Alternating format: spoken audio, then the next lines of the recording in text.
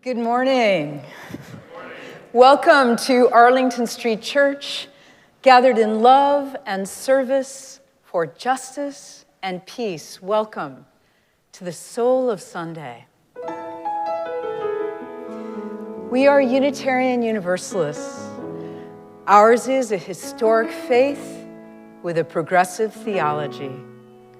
We affirm the worth and dignity of every being, and that we are all deeply interconnected. We are bound to one another not by creed, but by covenant. And we are called to answer the call of love with open minds, open hearts, and open hands. Whoever you are, those of all nations, all creeds, all colors, all kinds of love, you are welcome here.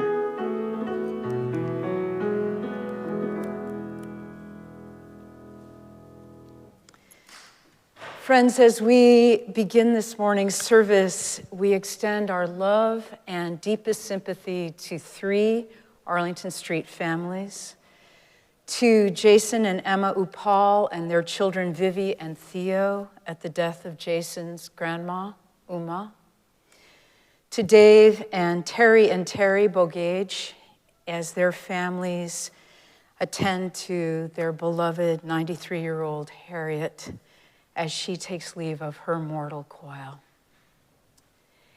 And to Lois Hartsoff, who retired on Friday, celebrated her birthday yesterday, and whose mother died peacefully in her sleep early this morning.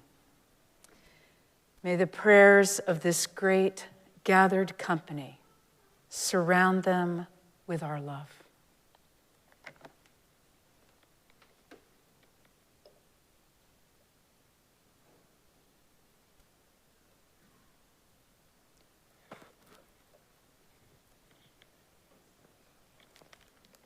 As we gather, we acknowledge that Arlington Street Church occupies the ancestral homeland of the Massachusetts.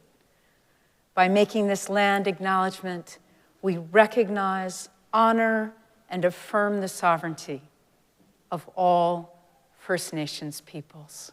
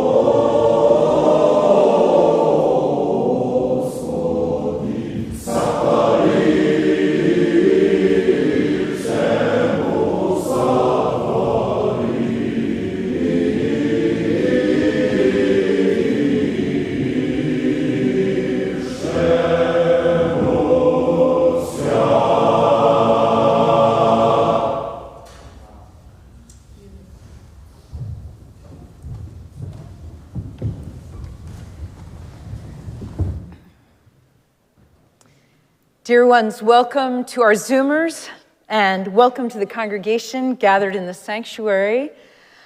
I want to say a very special welcome to Coming of Age from the Unitarian Society of Ridgewood, New Jersey. Where are you, friends? There they are. Great to have you here. Great, great, great. Did you get up into the bell tower yet? Okay, it's coming. That's great. We'll get ready for all that ringing after the service. Wonderful.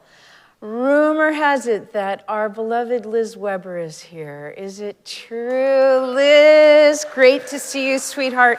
Liz was ordained here at Arlington Street and has gone on to serve our congregation in Concord, Massachusetts. Welcome, Reverend Liz. Love you so.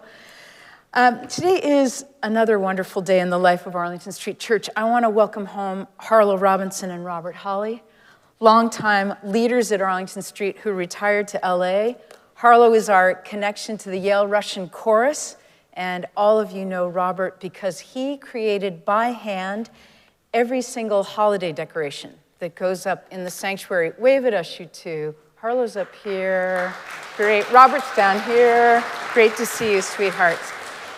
And another rumor has reached me that home from her peregrinations in Gulfport, Florida, is our Sue Reamer. Sue, great to see you, sweetheart. Great, great, great. There she is. Welcome, honey. Great to see you. All right, did I get everyone? I hope so. No, I didn't. It's possible that for the very first time in person, we get to say welcome to Marie O'Brien. Is it true? Marie is here. Amazing. Okay, Marie joined us at the top of the pandemic and zooms into Arlington Street from Chicago. She is an Arlington Street member from Chicago. This is her very first time in person here. Marie, we're thrilled that you're here. Welcome, my dear. Great to see you. We had a very fun night in the Zoom room last night. I want to take a moment to express my deepest gratitude to the Nuns and Fun team who said yes to me, good, and were a complete joy with whom to plan the evening. Please join me in thanking Art Nava and Richard Brew, Audrey and Sarah Mady, Barbara Ginhart and Jason Upal, and endless thanks to Liz Texera, our beloved treasurer who ends up on every team. Thank you, friends. Connie, I heard you won the GoPro. This is awesome, fantastic, good. Thanks also to our donors and to each of you who came to play. In addition to raising money from bingo card and raffle ticket sales, our funded dream gifts, which will help to install fire safety equipment in the parish hall, came in at over $2,400. Thank you so much, friends. It was really fun, really fun. Reverend Beth is hybrid today, both in the Zoom room and in the sanctuary, here in person. Thanks to our volunteers in the sanctuary tech team, greeters, ushers, worship team, Hyungju on piano, soprano Hannah Shanefield, hi Hannah, and the Yale Russian Chorus. Yeah. So the chorus was founded in 1953. During the height of the Cold War. Their mission is to bridge cultural differences among diverse peoples through that beautiful medium of music. In concert today at 2 o'clock, the chorus will sing a wide range of traditional Slavic, folk, and Orthodox liturgical songs from Ukraine, Georgia, Latvia, the Balkans, and Russia, performing with a combined vocal range spanning 4 octaves, and as you've heard, unaccompanied by musical instruments. We are thrilled to have a preview this morning. Welcome, friends. Great to have you here. If you're here with a baby or a child, Deb and Lena Ponce are here, Morgan Cooleybeck is here, Sarah Cooleybeck is here. We have an embarrassment of riches of people who would love to spend time with your children, so they're over here and would love to see you. Following the guidance of the Boston Public Health Commission and our COVID response team, we are now mask optional in the sanctuary. Masks are available at the great doors. Our graders would be happy to help you. Physical distancing is encouraged up here in the balcony. If you need a mask, if the balcony isn't for you, or if you'd like help, finding the perfect seat. Our ushers are at your service. For those of you who are new to Arlington Street, a very special welcome to you. Those of you in the sanctuary, there are welcome cards in the pew racks. Please hand yours to an usher or drop it in the basket at the great doors as you leave. For those of you in the Zoom room, please fill out a connection card. The link is in the chat. It includes the option to request a link to a recording of today's sermon. Since we can't personally greet all of you, Reverend Beth and I would love to follow up with a virtual hello. Whether you've been coming here for years or today is your first time at Arlington Street, welcome home. I'm Darrell Waters, chair of the worship team. Welcome. If you haven't already downloaded today's order of service, it's available in the chat and on the homepage at ascboston.org. If you're here in person, there are also printed copies at the great doors. Also on the homepage, you'll find a link to Sermon Bingo. Feel free to play along while Reverend Kim preaches. As we begin our greetings, I invite the Zoomers and those here in the sanctuary with a device handy to please say hello in the chat and tell us where you're zooming in from today. And now, Keith is going to turn the camera on the incarnate congregation as we wave and smile at each other, as well as at our friends in the Zoom room, and you all in the Zoom room can wave and smile back. Hello, friends.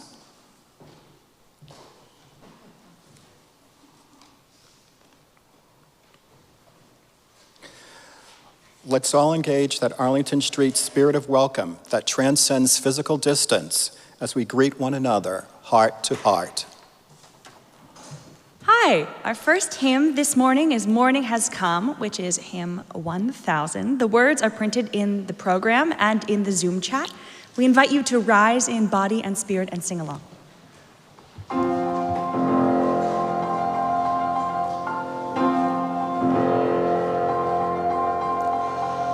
Morning has come, arise and greet the day. Dance with joy and sing a song of gladness. The light of hope shines upon each face.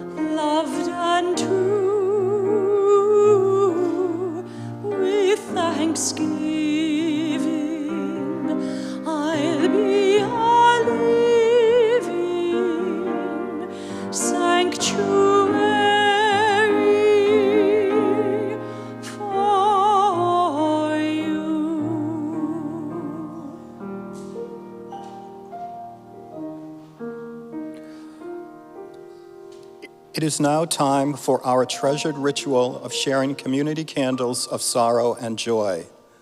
These candles were submitted on our website by the Friday evening deadline. If you didn't submit your candle and have a joy or sorrow to share this morning, please wait until the third candle is lit, the silent candle, and then type your joy or sorrow in the chat. Zoomers are invited to light silent candles at home. Those in the sanctuary are invited to light a silent candle at the table up front to the right of the Gleason podium. In addition to sharing our sorrows and joys this morning, let's reach out to one another in the week ahead, staying connected. May these times remind us of how very precious this beloved community is. We need one another. Whether together or apart, may we stay very close. And now, in the spirit of invocation, let's join in singing Sanctuary. The words are printed in your order of service and in the chat.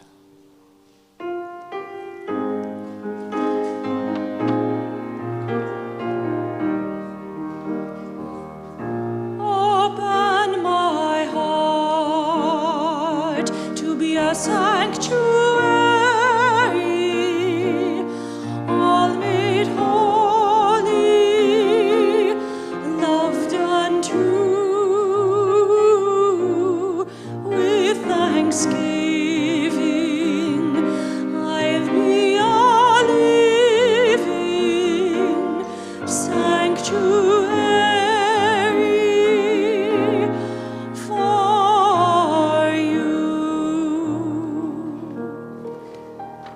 Some of us come today with heavy hearts. We open our hearts to you. From Colton Hewell, the Walker family mourns the loss of Owen Walker, who died on April 26th at Spalding Hospital, Cambridge, surrounded by his 3 daughters. Owen moved to Cambridge for college and remained in the area for the rest of his life. A lawyer committed to representing the underdog, he was the federal public defender in Massachusetts for almost 25 years. He will be remembered for his wry wit, his eclectic academic interests, and his devotion to his wife, daughters, grandchildren, and countless lifelong friends. Owen Walker, presente. From Connie and Pat Scanlon. For Pat's good friend Ken Farr, a member of Veterans for Peace, who passed away on Friday following a stroke. Ken was a good person, a good friend, and a man who cared deeply about peace. Ken Farr, presente. From Jason Upal, a candle of sorrow for my grandmother, Uma Upal, who passed away peacefully this week at the age of 89. Her story and sacrifice is an inspiration to me. She was born, raised, and lived in India for nearly 40 years when in 1970, she gave up her upper middle class life to immigrate to New York so her children could have a better education. Starting with no money, she raised 4 children while working long hours at the checkout line of a ShopRite. Family was everything to her, and she did what she could to make sure the next generations, including me, had a better life. She also cooked the best food I've ever eaten. The impact of her sacrifice continues to live on through my 2 children and will for generations to come. Grandma, I will miss you dearly. Uma Upal, presente. From Lois Hartsoff. My mother passed away early this morning at age 89 and 11 months. She wasn't feeling well on Friday. Saturday afternoon, I received a call from the nursing staff that I should come. I drove halfway to Rochester, planning to go the rest of the way Sunday morning. She slept through her last day and wasn't in pain. I've continued on to my brother's to help him make plans. And our final candle is from Stephen Annabelle. prayers for my son Lauren, who's going through rough times.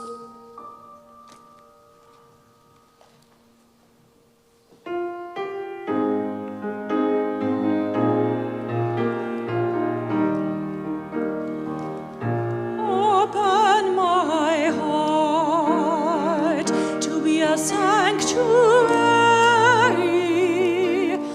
all made holy, loved and true. With thanksgiving, I'll be a living sanctuary for you. And some of us come today in joy. We share your joy. We have a mixed candle from Deanna Canavas, sending love and prayers to Nana Harriet, who fills our lives with love. Right now, we are feeling sorrow, but she has brought us all so much joy, and for that, I'm grateful. Love you so much, Harriet. And our final candle is from Art. After 3.5-month job search, I'm starting a new position tomorrow. I'm very grateful for the support of this community, which included several referrals and many well wishes. My new role is remote, so I'm also very grateful for the extra time that will provide each day.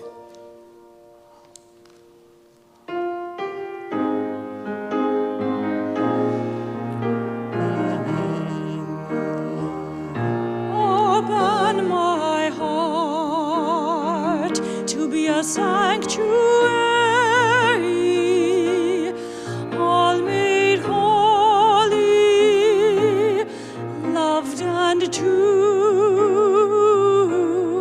With thanksgiving, I'll be a living sanctuary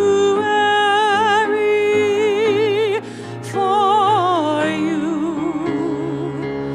Open my heart to be a sanctuary, all made holy, loved and true.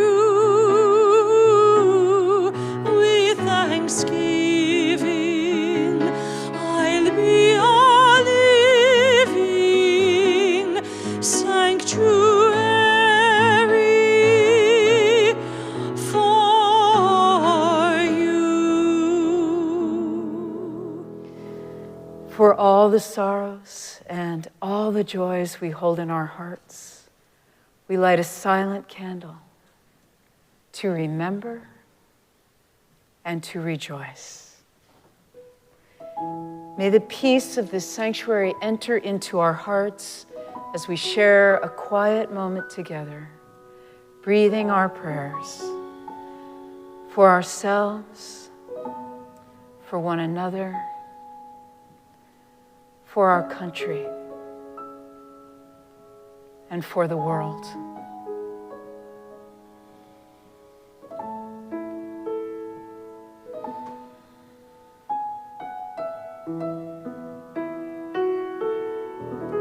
Amen.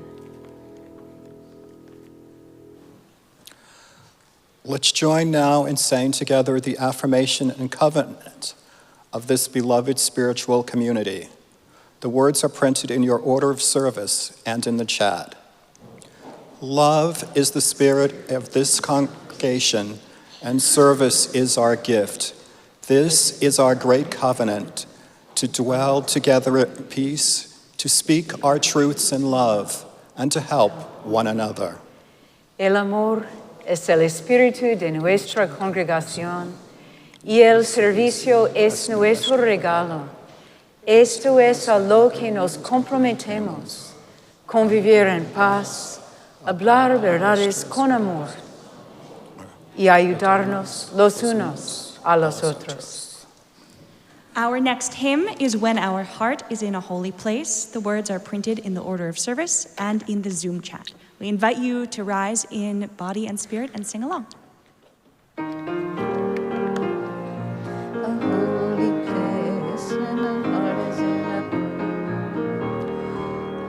a... When our heart is in a holy place, when our heart is in a holy place, we are blessed with love and amazing grace. When our heart is in a holy place, when we trust the wisdom in each of us, every color, every creed and kind, and we see our faces in each other's eyes, then our heart is in a holy place. When our heart is in a holy place, when our heart is in a holy place, we are blessed with love and amazing grace. When our heart is in a holy place, when we tell our story from deep inside, and we listen with a loving mind, and we hear our voices in each other's words, then our heart is in a holy place. When our heart is in a holy place, when our heart is in a holy place, we are blessed with love and amazing grace. When our heart is in a holy place, when we share the silence of sacred space, and the God of our hearts stirs within, and we feel the power of each other's faith, then our heart is in a holy place. When our heart is in a holy place, when our heart is in a holy place, we are blessed with love and amazing grace. When our heart is in a holy place, when our heart is in a holy place.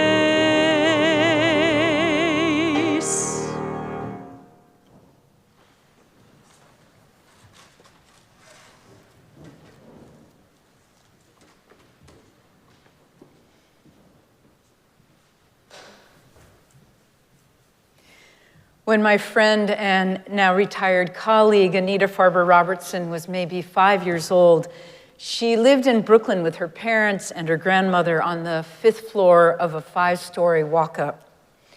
You can picture this, 3 apartment buildings facing a common courtyard with clotheslines strung through the air, anchored at kitchen windows, across from each other, zigzagging all the way up. One day, Anita wanted to get from where she was playing in the kitchen to her bedroom on the opposite end of the apartment. In between, in the living room, her brand new baby sister was asleep on the couch, nestled in her sleeping mother's arms. Anita knew to be very quiet, knew she couldn't walk through the living room, so it occurred to her that she could use the clothesline to bypass the living room to get herself across. Keep in mind that she was 5, the details were a little vague, and keep in mind that she was 5 stories up. She let herself out the kitchen window, took hold of the clothesline, and made her way hand over hand, pulling herself toward the opposite wall. It was all going well until she got to the very middle, and the weight of her body made it impossible with her little arms to pull herself back up to that opposite window. So she hung there, dead center over the courtyard, letting go of one hand to blow on it because it was starting to hurt, and then the other. And then, because her plan wasn't going to work after all, she let go. Do I think it was a miracle that Anita fell 5 stories and lived to tell this story? I do. Somehow, she landed in the shrubbery and was relatively unscathed. She remembers her grandmother leaning over her in the enormous hospital bed and intoning, "God saved you for something." God saved you for something. It's a blessing and a challenge and a meditation. Let me quickly add that Anita's grandmother was Jewish. She wasn't talking about saved in the Christian sense of salvation. In a moment, I'll get back to that kind of saved that she meant. But first, if you, like me, need to brush up a little on what Christians mean when they talk about being saved, here it is. We need to be saved, they say, because of the total depravity of the whole human race. We need to be saved, they say, because every aspect of our being has been corrupted by sin. We need to be saved, they say, because we are under the wrath of God. And how is that going to happen? Jesus lived and died for our sins, they say, and simply welcoming Jesus into our hearts will save us from eternal hell. Otherwise, it's curses. Back to Anita's Jewish grandmother, I like the way she used the word saved when she told Anita that God had saved her for something. So this is a sermon on what we might mean when we speak of being saved. Let's ask this as questions like this. For what were you saved? Amazing grace. How sweet the sound that saved a soul like me. I once was lost, but now am found, was bound, but now I'm free. For what are you saved? We could sit very quietly for a long time with these questions on our hearts. I commend us to it, you and me, every one of us. But here's another question, perhaps the question that's underneath that question. What's saving us? What's saving us? My colleague in Sherburne, Massachusetts, the good Reverend Nathan Dietering, tells this story. It is years ago, he says, we are living in Dorchester on the first floor of a triple-decker. Baby number 1 is not yet a year old. Baby number 2 is not even a dream because you would have to be sleeping to dream. I am still in seminary. Karen is back at work full-time, supporting us all. How did we do it? If I were to use God language, the answer would be by the grace of God. 3 blocks from our home, we found a daycare provider to watch the baby. Her name was Angela, but everyone called her Auntie Angel because that's really what she was for us.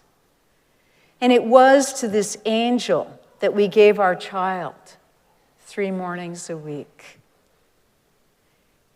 Thank you, Theo, for the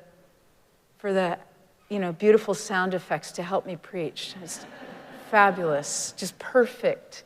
Here he is, Angel, I say to her as I hand over the round ball that is our son, swaddled and perfect. She takes him, cradles him in her arms and says, I hear from your wife that you're in seminary. You want to be a pastor? Yes, I say. What kind, she asks. The good kind, I say. I'm not being flip, I mean it. And then, still holding my beautiful boy, she asks, but are you saved? Are your people saved? What Nathan wants to say to her is, who needs saving, Angel? Who needs to be born again? Angel, you and I were born right the first time. There is no hell, Angel. Drawing on our Unitarian Universalist, he wants to repeat, no hell, no hell, no eternal damnation, and no original sin, only original blessing. But Nathan keeps these things to himself. They leave the question of salvation behind. And he makes a note to refrain from discussing religion with Angel. Years pass, he says, we fall down. We get up, or at least we try. And whereas once I would have dismissed Angel's question, are you saved? Now I feel, stay with me here, less reactive, more curious. Now I'm reading how the Hebrew word for salvation originates from the word to make wide enough to survive the tight places, to survive between the rock and the hard place. If you, like Angel, had been widowed young and were left to raise 2 sons alone in a city and a school system that offered few openings, few opportunities in that place of so many tight places, so little salvation, would you not be asking questions about being saved? Reverend Nathan Dietering concludes, oh, how we mess up, how we fall short of the people we want to be, how we find ourselves in tight places sometimes, some of them not our fault, some of them definitely not our fault. And how our lives cry out for light poking through, for openings, for doorways, for salvation. And how will we answer those questions? Are you saved? Are your people saved? What is saving you? We can come to this question backwards. Most of us can articulate what's killing us. Stress, worry, grief, not enough, too much. But then come around and approach it head on. What is life-giving? What big things, what little things are saving us? If you have no idea, maybe you could go way, way back in your life. Ask, what used to bring me joy? What did I do in my spare time? What did I do for fun? One of the things I noticed during the COVID lockdown was the ways some of us dug deep into the best of our childhood or teenage years for sources of joy. Stores that sold bicycles and musical instruments sold out. Art supplies, markers and coloring books and stuff for scrapbooking sold out. There was lots of reading, valiant attempts to write poetry, much downloading of language apps. In supermarkets, the baking aisle was gutted. So many people circled back to our earliest days of enchantment in the kitchen. And as a counterbalance, there was a whole movement of movement, people seeking through yoga, lifting, spinning, swimming, and walking to reclaim the body that could run and run and run, our PF flyers thwacking against the sidewalk. Somehow we knew to steer toward what had saved us in the past, to steer toward joy. American Episcopal priest Reverend Barbara Brown Taylor asks, what is saving our lives right now? What is helping you to make those tight places a little bit wider? What's helping you? She answers, what is saving my life now is the conviction that there is no spiritual treasure to be found apart from the bodily experiences of human life on earth. My life depends on engaging the most ordinary physical activities with the most exquisite attention I can give them. My life depends on ignoring all touted distinctions between the secular and the sacred, the physical and the spiritual, the body and the soul. What is saving my life now is becoming more fully human, trusting that there is no way to God apart from real life in the real world. What's saving you now? Let's get curious. Ask, what do I love? What fills me up? What brings me joy? Some of you know that Cam and I live at a private high school with 31 teenagers. In an animated conversation about their college essays, my ears perked up when the groan-worthy third Brown University supplemental essay came up. It asks prospective students to respond to the following prompt. Whether big or small, mundane or spectacular, tell us about something that brings you joy. 200 to 250 words. I Googled it. The first thing that comes up is a live stream on how to write this essay. The big takeaways are, so you don't have to watch, to avoid writing an academic essay, to choose a topic that genuinely interests you, to make the mundane interesting, be memorable, and show commitment and improvement over time. Like my wife's students, I find it cringeworthy. So much joy for the sake of joy. Designer Ingrid Fattel-Lee is the author of Joyful, The Surprising Power of Ordinary Things to Create Extraordinary Happiness. She makes the point that there's something really powerful in the idea that there's a lot of overlap in the things in which we all find joy. Sunrise, sunset, and in between, nature, art, music, a good book, a lovely cup of something to drink with a friend, our animal companions, laughter, the smell of something tasty, a simple act of kindness, making a gift, gratitude, a cozy bed. Maybe some things on that list or on the list that list inspires are saving you now. What's making space between the tight places in your life?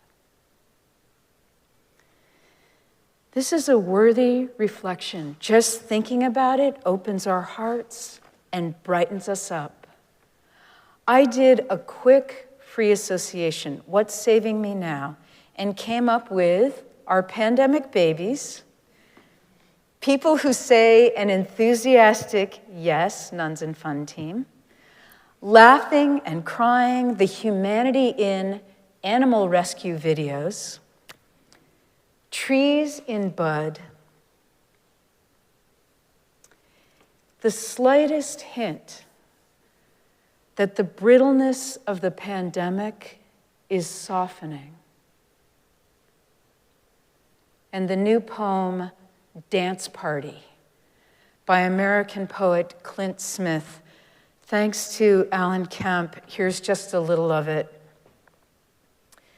Sometimes in the evenings after dinner, after the spaghetti has been slurped and I have bribed the broccoli into their bellies, I give both of my children the look.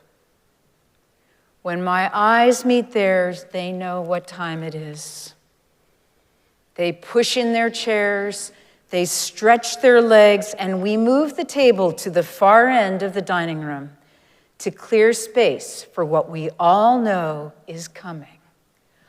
Alexa, play the post-dinner dance party playlist.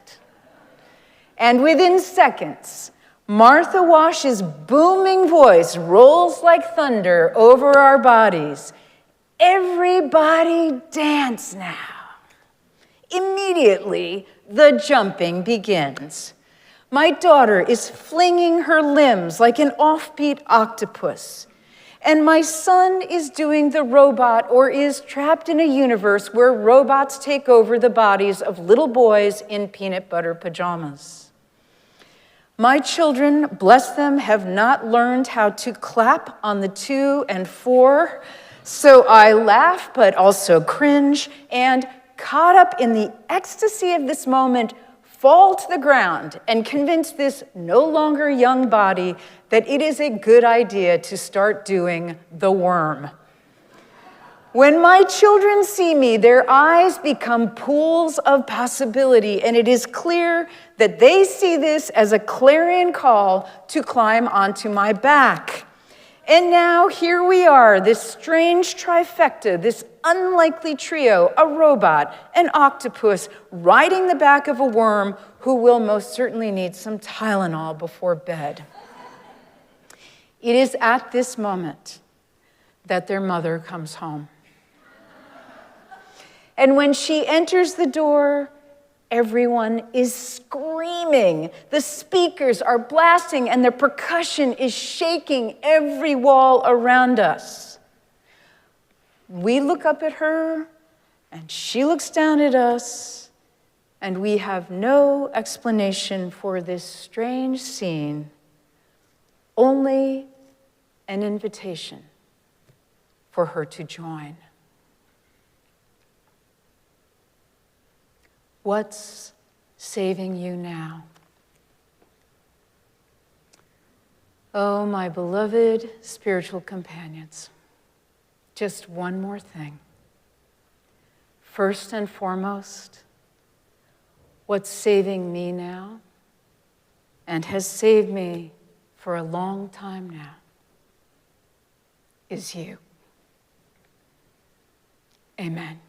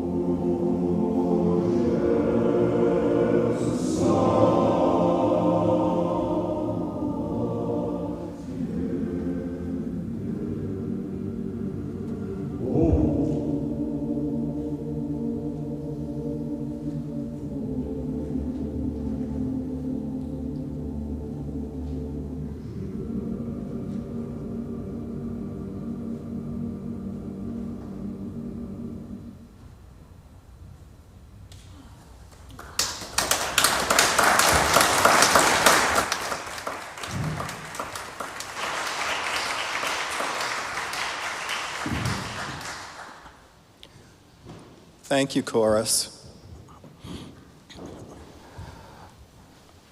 Arlington Street is entirely self-sustaining. It's up to us, and our generosity continues to be astounding. Thank you for your commitment to our staff, our building, and our beloved spiritual community. Each Sunday, we share our collection plate with a partner in our mission of love, service, justice, and peace. This month's beneficiaries are last night's fabulous hosts, the Sisters. The Sisters are an international order of queer clown nuns who pledge to promulgate universal joy and eliminate stigmatic guilt. Their ministry is to serve through education, entertainment, and activism. Thank you for your generosity. When Reverend Kim asked, "What's saving you now?" I knew my answer: friendship. Here's William Shakespeare's sonnet 104. To me, fair friend, you never can be old. For as you were when first your eye I eyed, such seems your beauty still. 3 winters cold have from their forest shook 3 summers' pride. 3 beauteous springs to yellow autumn turned.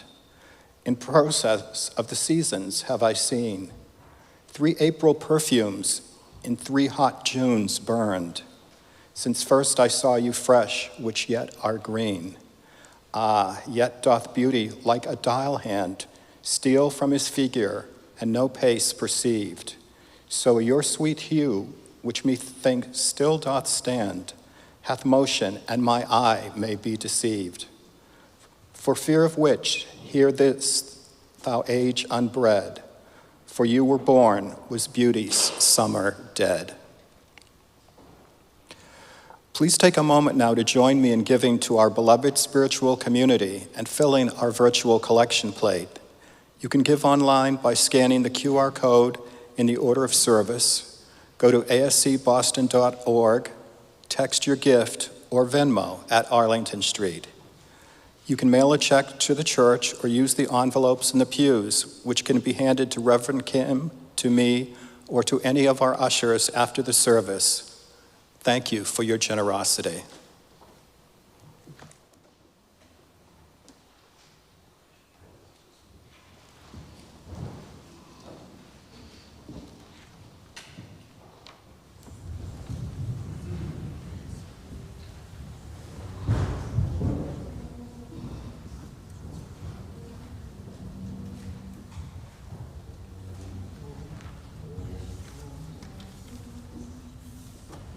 God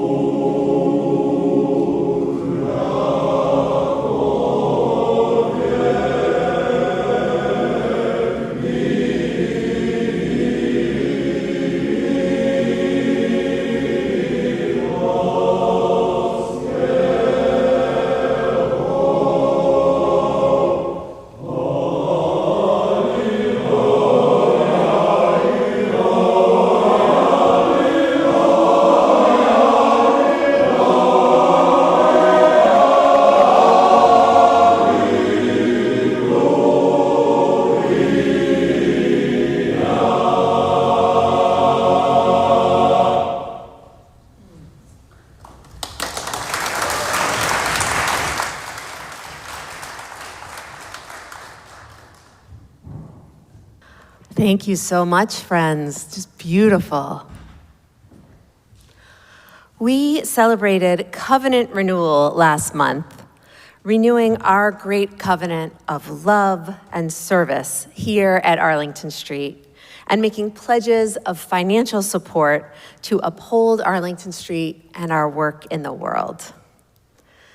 If you haven't made your pledge, there's still time to shine your light in ASC Nation. The link is on the homepage at ascboston.org. We have 4 more new pledges to lift up today, and we will be reading the pledgers' names one last time on May 21st.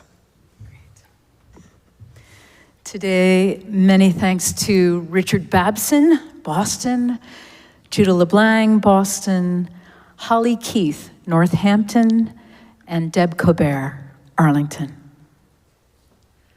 We now have 126 total pledges. As of this morning, the grand total stands at $288,447. Thank you, everyone. Bravo.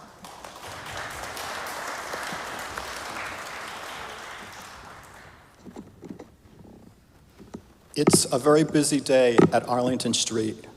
For all of the details, please go to the homepage at ascboston.org. Here are the highlights. Following the service, there is a hybrid drop-in meeting of the transformation team, both in a special Zoom room and in person. Kim is dropping the Zoom link into the chat right now. For those of you in Boston today, Gaby and George Whitehouse invite you to join them for brunch. Please BYO wallet. Following the service, please meet them on the front steps at the great doors for a short walk to Precinct Kitchen. And as you've heard, at 2 o'clock, also in person, the Yale Russian Chorus is in concert in the sanctuary in a benefit for Ukraine. There are weekly gatherings on Zoom for loving kindness, meditation, poetry, yoga, and writing.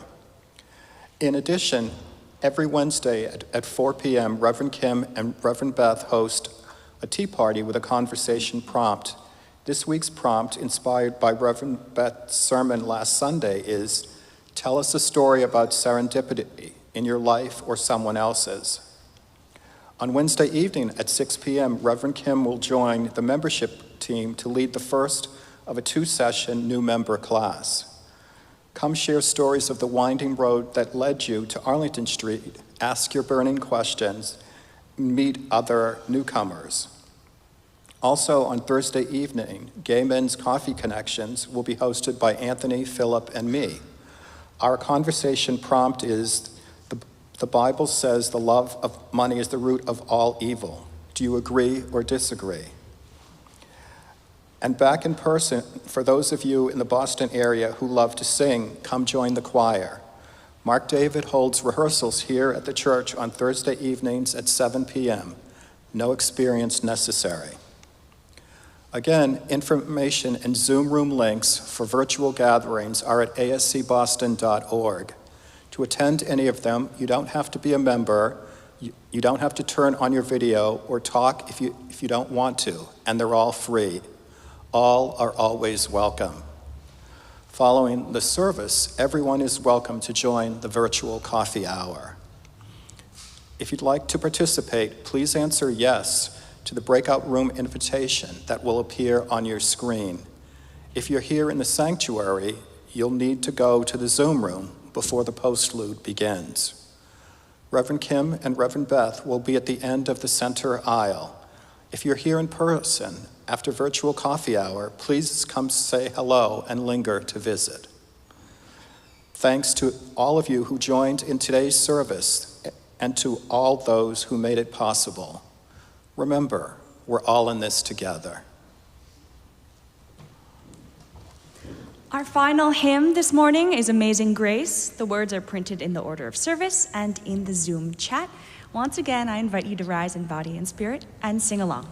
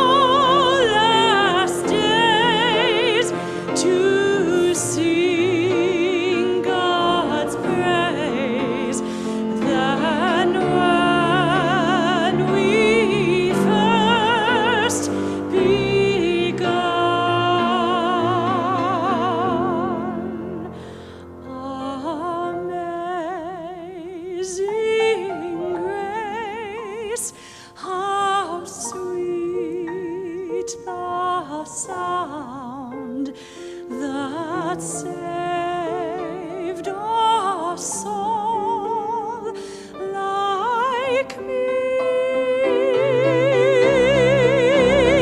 I once was lost, but now am found. Was blind, but now am free.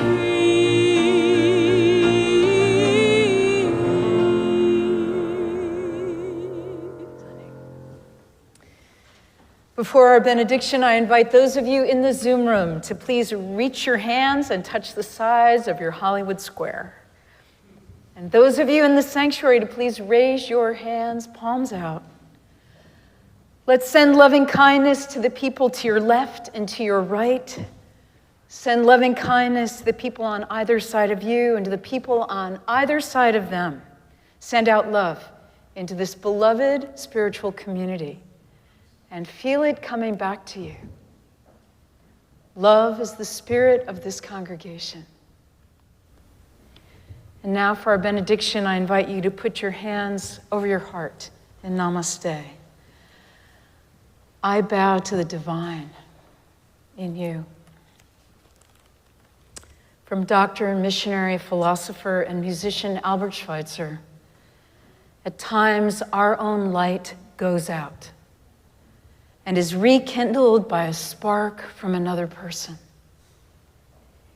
Each of us has cause to think with deep gratitude of those who have lighted the flame in us. Let us keep this faith, beloveds, and pass it on. The service begins when the service ends.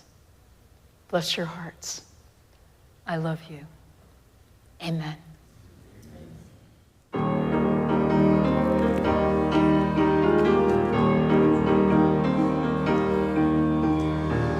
Where you go, I will go, beloved. Where you go, I will go. Where you go, I will go, beloved. Where you go, I will go.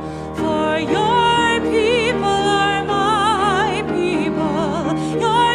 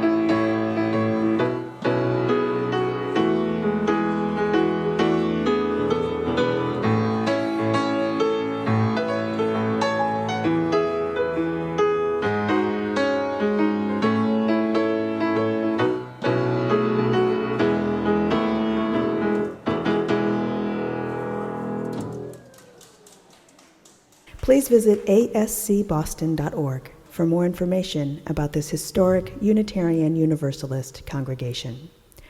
Arlington Street Church, gathered in love and service for justice and peace.